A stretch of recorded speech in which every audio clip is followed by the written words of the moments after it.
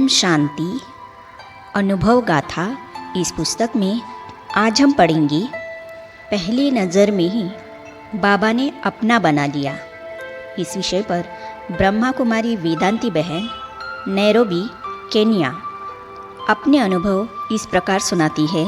तो चलिए आज हम इसे पढ़ते हैं। मेरी लौकिक माताजी ही मेरी अलौकिक गुरु बनी। उन्होंने पहले ज्ञान लिया, उनसे मैंने और मेरी छोटी बहन चंद्रिका ने लिया। महादेव नगर अहमदाबाद। मुझे ज्ञान बहुत भा गया और बहनों को देख ऐसा ही जीवन बनाने का फैसला ले लिया।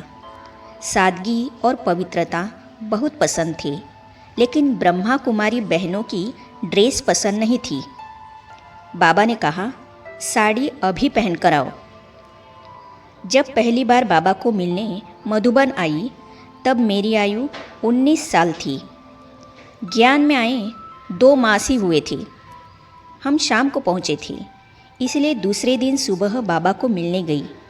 पता नहीं बाबा को क्या हुआ। बाबा ने एक भाई को नाम लेकर बुलाया और कहा, बच्ची का माप ले लो और अभी ही इसके माप का ब्लाउज़ सिलाई करके दे जाओ।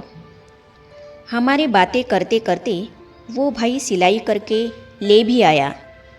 बाबा ने एक साड़ी भी दी और कहा, अभी पहन कर आओ।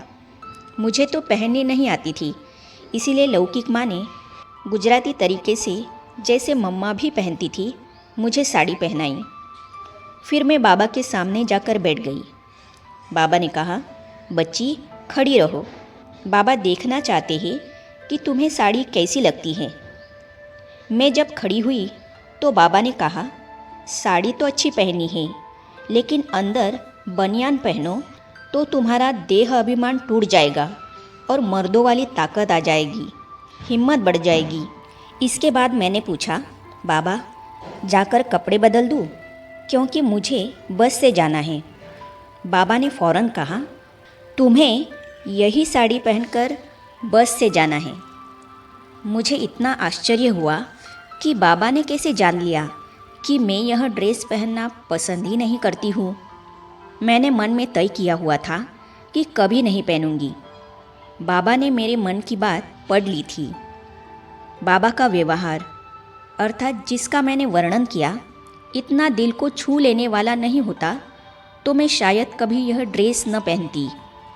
जब जाने लगी तो बाबा ने और ही पूछा, क्या शादी करोगी? पतलून वाले से करनी है तो अभी ही जाकर कर लो, और पीताम्बर वाले से करनी है तो अभी राह देखना। इस प्रकार पहली नज़र में ही बाबा ने मुझे अपना बना लिया। किसी के मन की बात को पढ़ लेना यह तो कोई सिद्ध योगी भी कर सकता है, लेकिन मन की बात जानकर उससे ऊंची बात इस तरह मनवा लेना कि कोई शिकायत का मौका ही न रहे। यकीनन दिल छू लेने वाली ऐसी बातें सिवाय भगवान के और कोई नहीं कर सकता। दर्द हुआ ठीक। एक बार मैं मधुबन आई तो पेट में बहुत दर्द था। मैंने बाबा को कहा, मैं तो अमृत वेले उठ भी नहीं पाऊंगी, शायद क्लास भी नहीं कर सकूं। अब आपको ही मुझे ठीक करना है।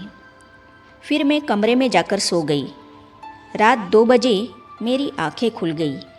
उठकर बाथरूम में जाने लगी तो आराम से चलकर गई। दर्द गायब था, जैसे कि बाबा ने ठीक कर दिया, नहीं तो दर्द के कारण मुझसे चला भी नहीं जा रहा था। राजयोग से प्रकृति हुई अनुकूल। एक बार अफ्रीका के एक देश में सेवार्थ गई थी। उस देश में 6 सालों से बारिश नहीं हुई थी। वहाँ रेडियो इंटरव्यू में मैं राज्यों की बात समझा रही थी। इंटरव्यू लेने वाले भाई ने धीरे से पूछा, क्या आपका राजयोग बारिश ला सकता है? मंदिरों में प्रार्थनाएं, चर्च में प्रार्थना, मस्जिद में भी बंदगी हुई। उन्होंने हर तरह से कोशिश कर ली थी, लेकिन बारिश नहीं आई थी। मुझे पूछे जाने पर मैंने थोड़ी देर कुछ कहा नहीं, तो उसने पुनः पूछा, क्या आप अपने संकल्प से बारिश ला सकती है? मैंने हाँ कर दी। फिर 2 दिन मैंने विशेष योग किया। और रात को 1 बजे सो गई।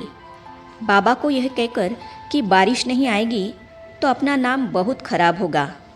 सुबह 3 बजे किसी पड़ोसी बहन ने दस्तक दी दरवाजे पर। मैंने सोचा कोई चोर आया है क्या? वहाँ ऐसा बहुत होता था। तब बहन ने अपनी पहचान दी और मुझे बारिश की आवाज़ सुनने को कहा।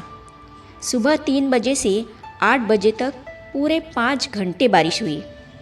रेडियो, टीवी सब पर राजयोग द्वारा बारिश, इस बात की लहर फैल गई।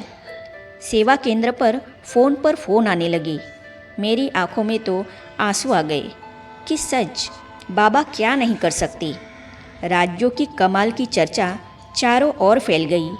परिणाम स्वरूप बहुत लोगों ने राजयोग का अभ्यास भी किया।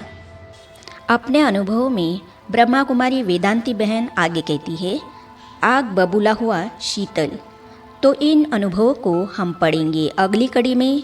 तो ये जानने और पढ़ने के लिए इस चैनल को सब्सक्राइब करने के साथ ही साइड में जो बेल आइकॉन है उसे भी क्लिक कीजिए, ताकि आने वाली सभी वीडियो और अब तक की सारी वीडियो आप तक पहुंचती रहेगी। ओम शांति।